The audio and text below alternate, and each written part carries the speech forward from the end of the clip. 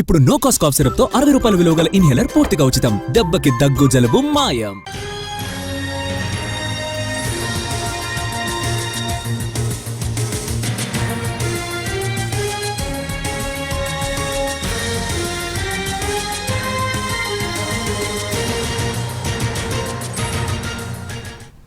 ఢిల్లీలో మరోసారి బాంబు బెదిరింపులు కలకలం సృష్టించాయి. ఇవాళ ఉదయం 2 స్కూళ్లకు బాంబు బెదిరింపు మెయిల్స్ వచ్చాయి.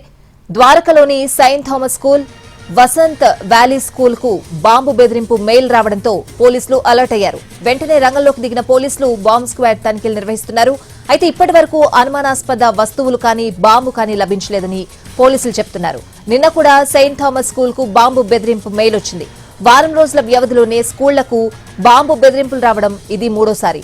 నిన్న చాణక్యపురిలోని నేవీ స్కూల్, ద్వారకలోని సిఆర్పీఎఫ్ స్కూల్, రోహిణిలోని మరో స్కూల్ కు బెదిరింపులొచ్చాయి. తనిఖీలు నిర్వహించిన బాంబు లేదని తేల్చారు పోలీసులు.